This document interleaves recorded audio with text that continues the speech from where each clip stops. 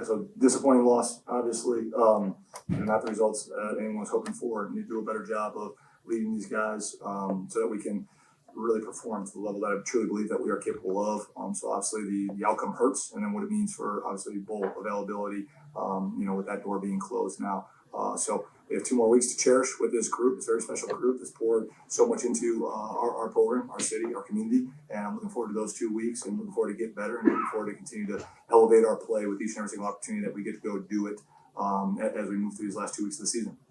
Coach, you just spoke about how special this group is, and I think given the fact that bowl eligibility isn't there, you might be excited for that.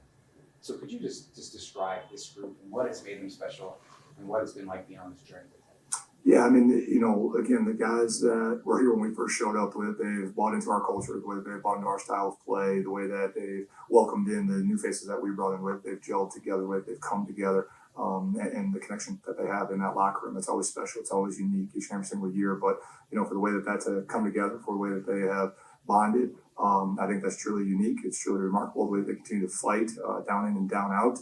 Obviously, the execution is not to where we want it to be, down in and down out, but they're fighting to resolve. I mean, again, all the way down to the goal line stand, generate turnover. Like that's just a microcosm, right, of who these kids are in all 3 phases and the great young men that they're going to be and how successful they're going to be in life.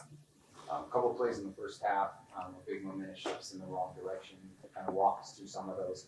The first one was called a big punt, and up 14-0, make it 21-0, proved to be the difference in the game. What were you, thinking about on that play, and why was it there that you were trying to grab that momentum? Yeah, I thought that we had a look that was advantageous for the fake. Was looking to generate some momentum there. We kind of stalled out a couple times offensively, right? And that's something that we've been able to do pretty consistently in that phase of the game throughout the course of the year. But again, they did a good job giving a false look. They played out, and had a plan for it. So good execution by them. But there was obviously opportunities there, right? That we got to do a better job. Again, playing complementary football, it's where we get a good stop, to start the game. We get a turnover then on the second offensive play of the game, which leads to points. And then losing the middle 8 as well is, not advantageous because even as that thing has flipped, if we go get points there before the first half, we're going to get the ball in the second half. Lots of opportunities where we can be better, where we need to, continue to grow. And I need to teach better, the situational understanding of the game in those areas and how they all tie together to get the outcome that we're chasing. We talked about that one at the end of the half. You guys have about 99 yards of total offense. You got the ball in the 10, you need 90 to score a touchdown. Mm-hmm. Why push the envelope there and not just be content to go in 21-6 and then see if you can turn it around and now you're 21-13 and it's a ball game? Because we're going to need all the opportunities that we can have, right? And again, we had done a nice job talking through the scenarios and what had led to, the production to that point to be able to have good answers. And again, like we talked about all along, I'm going to call it to win it. I'm not going to give in. I'm not going to concede in that moment. To just, hey, take it in to halftime. That's not going to be us. It's never going to be our mindset. We're going to be default aggressive with it because I trust the kids to go execute at a really high level and believe that we could have gone and got points there, right? And then you come back out and you get the ball to start the second half and you go get points there as well. It's a completely different ball game. With those 2 calls that you made, it didn't go your way. They scored 2 touchdowns. Mm-hmm. What in the scope of this game do you think those 2 calls not going the way you wanted them to ended up being? It actually turned into 14 points, right? And then it didn't go our way. So it's easy to look at that in hindsight. 2020 when it doesn't go the other way, right? But I like again to trust and believe in our kids that we're going to buy into what we're doing. They have with all of it, right? And then you execute it and it goes the right way, right? And that's going to impact the game in a completely different way. So again, we're working to tie it all together in all 3 phases with it, and believe that the way that we're doing it is the right way, and that it can lead to good results. You guys have been outscored pretty significantly in the first quarter. Mm-hmm. A lot of times those first plays are scripted, and this is what we're going to do as we're going in there. There hasn't been a lot of success there. Why do you feel like maybe the game plan hasn't been what you need it to be in that opening quarter to be able to score points and really get the team off on a good start? Yeah, I mean, I think it's just a matter of seeing the pictures at full speed that we need to see, right, and being able to execute at that high clip consistently. And again, it kind of goes back to the lack of player availability throughout the course of the week to be able to play together. Right? There's a lot of guys that still going into it each and every single week. As we've been rolling here the past few weeks, our game time decisions off of it. So to be able to have that continuity and continue to grow and get better, you got to do that together collectively throughout the course of the week. The defense has given up an average of 500 yards about there the last 3 games, and obviously played some pretty explosive offenses that have a lot to do with it.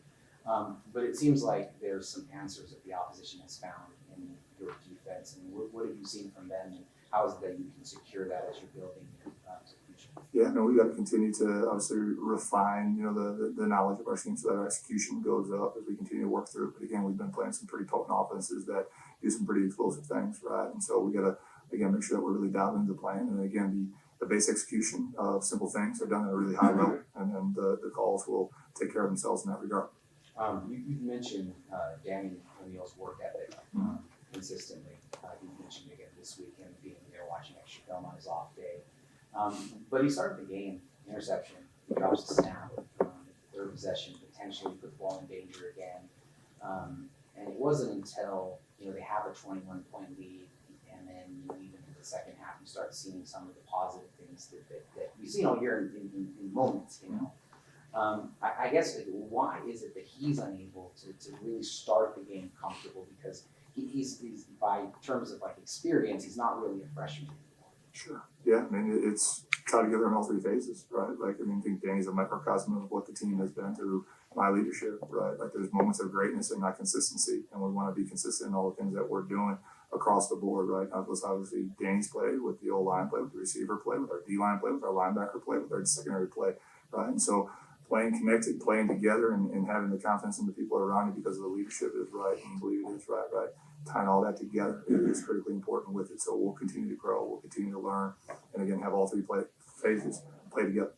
Could you talk a little bit about Eric Butler, what you saw from him? One tackle off of the team lead, also had 1.5 tackles for loss, PBU.